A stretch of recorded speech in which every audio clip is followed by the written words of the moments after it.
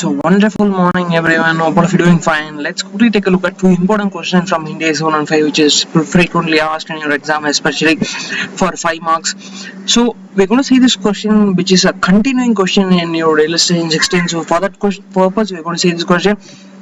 An entity, a software developer, enters into contact with the customer to transfer software license, perform an installation service, and provide unspecified software updates and technical support, etc. for a 2-year period.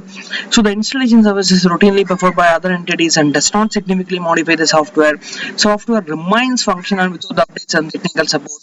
So with that aspect, so now the promised goods and services are the same, except that the contract specifies that as part of the installation of the software is to be substantially customized to add significant new functionality to enable the software to interface with other customized software applications used by the customer. The customer's installation services can be provided by other entities. Determine how many performance obligations does the entity have. So if you see in this aspect, totally 3 performance obligations are there. That is the customized installation service, software updates, and technical updates. The few catch terms you should reproduce in this is the entity is using the license and the customization services as inputs to produce the combined input. So the software is significantly modified. So and the software license and the customized installation services are not distinct. This is very important. The software license and the customized installation services are not distinct. So entity concludes that software updates and the technicals are distinct, because the customer can benefit from the updates and technical support on their own or together.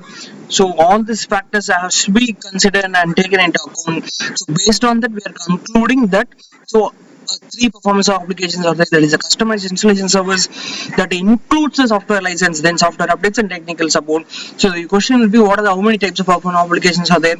Lot of chances for your 2 marks MCQ as well as 5 mark question as well.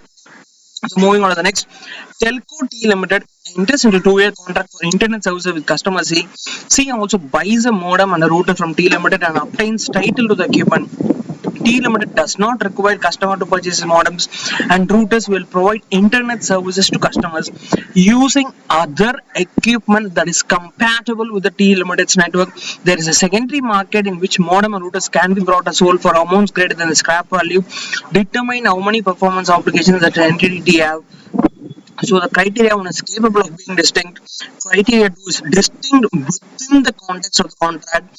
So in this case, C Limited could benefit from the internet services using routers and modems that they are not sold. So modem, router, and internet are not highly dependent on each other. So considering all these things, so if you see, T Limited concludes that the modem and router are each distinct, and the arrangement includes 3 performance obligations. That is, modem is different, router is different, and the internet is service is different. So in the previous case also we saw 3 performance obligations. In this case also 3 performance obligations. So moving on to the next question, V Limited grants customer C a 3-year license for antivirus software. Under the contract, V Limited promises to provide C Limited with when and if available updates to the software during the license. The updates are critical to the continued use of antivirus software. Determine how many performance obligations does the entity have.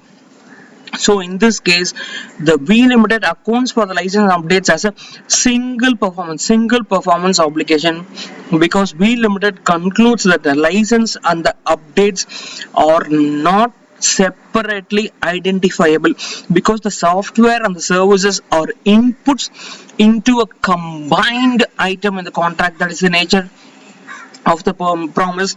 So in this case, there are no 3 but only 1 performance obligation. So moving on to the next question, that is the illustration 90. Media company P Limited offers magazine subscription to customers. When customers subscribe, they receive a printed copy of the magazine each month and access to the magazine's online content. Determine how many performance obligations the entity have. So in this case, P evaluates. So P determines that the arrangement includes 2 performance obligations, because the printed copies are both capable of being distinct, because the customer can use on their own, and they are also distinct. So considering these factors, totally 2 performance obligations are there. So moving on to the next one, the illustration 20. Software company K Limited enters into contract with reseller D Limited, which then sells software products to end users. K Limited has a customary business practice of providing free telephone support to end users without involving the reseller, and both reseller and the customer expect KA Limited to continue providing the support. Determining how many performance obligations does the K have. So in evaluating whether telephone is a separate performance obligation, the promises to provide free of charge should be considered.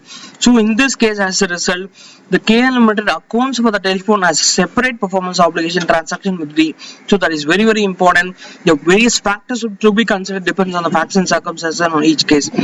Moving on to the last illustration. Car maker N Limited has a historical practice of offering free maintenance services, like most of you are about your new bike and new cars, etc., oil changes, etc., for 2 years from the end to the end customers of dealers who buy its vehicles. However, the 2 years free maintenance is not explicitly stated in the contract with the dealers, but it is typically stated in N's advertisement for the vehicles. So determine how many performance obligations in this. So in this case, the maintenance is treated as a separate performance obligation in the sale of the vehicle.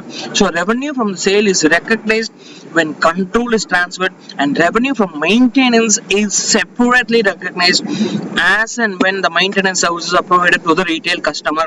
So very, very important. 6 to 7 questions we covered now within 5 minutes. If you invest 10 more minutes, you will never lose a single mark on any of this question that comes in your exam. Keep these things in mind. All the very best. Keep going. Best wishes.